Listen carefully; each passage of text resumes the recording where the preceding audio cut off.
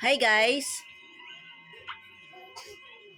good evening. So marami pa ring nagtataka kung bakit required ko talaga is TNT at Smart yung aking pinapa-activate or inactivate kapag merong sasali or magpa-activate ng kanilang SIM card or gustong mag-eluding business or makatipid.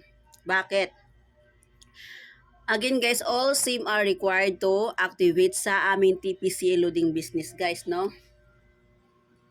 TPC Mama, nagawa mo dyan. eluding Nagawa mo dyan, Mama. business.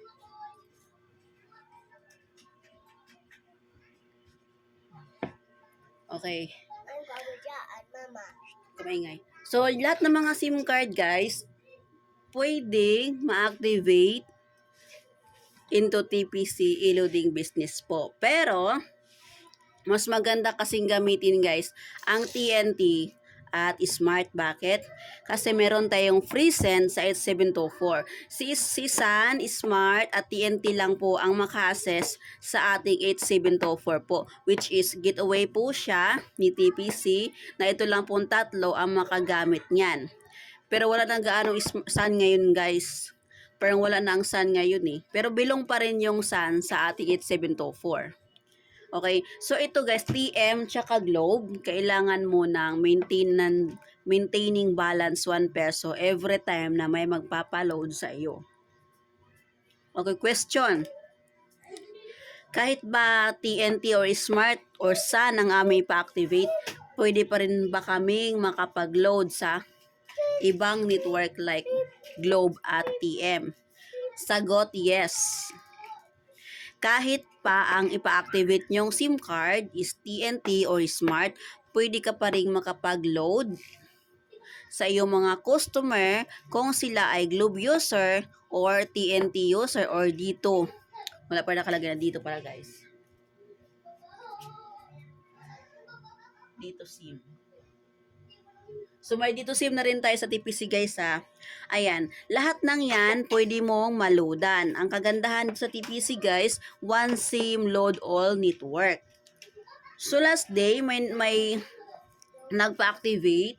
So for which is 499 retailer package ang kanyang pinili. So meron siyang kasamang SIM card na Smart kasi wala silang available na TNT or Smart na SIM. So, kaya ang pinili nila is yung 499 para magamit nila ang 8724 kasi nga po Globe user po sila, yung aking client kahapon. So, bago ko inactivate, so, naman nila, nag-SIM register muna sila kasi required din po yon. So, yan lang po guys, no. Required ko po talaga na Smart at tsaka TNT para din po hindi kayo mahirapan kasi marami akong team na Globe at Sun Globe at TM user. So nagpumilit naman sila talaga na okay lang daw yun i-activate. So ngayon na problema sila guys kasi ang getaway kasi nito guys 11 digits number which is cellphone number din po ang gagamitin. Ito kasi yun talaga ang getaway TPC. So exclusive lang po yan sa TNT tsaka Smart. So ngayon, problema sila.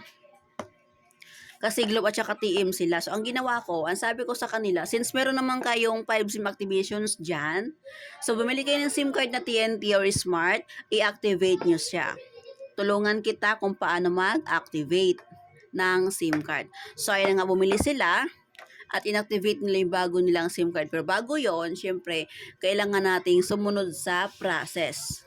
Okay, next vlog ko guys, ituturo ko ano yung steps by steps bago tayo mag-activate ng SIM card. After nito, gagawa ako ng sulat ulit para ipakita kung paano mag-activate ng SIM card steps by steps guys para iwas magkamali tayo, no? So ilang po guys, no?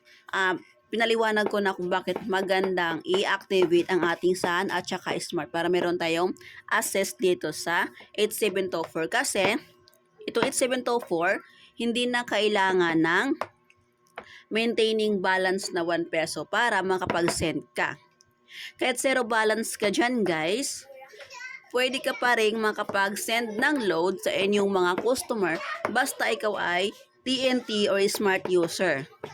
Dahil din po sa ating 8724. Exclusive lang po yan sa ating TNT at smart user. Okay guys? So, maraming salamat po sa mga nakikinig at sa mga may katanungan pa. Maaari kayo mag-comment this video at hindi pa nakapag-subscribe sa aking YouTube channel, paki-subscribe na lang po.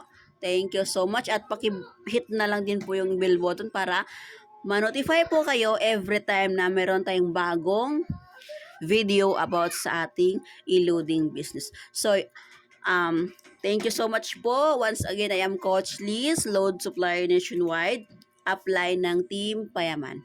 God bless po. Bye!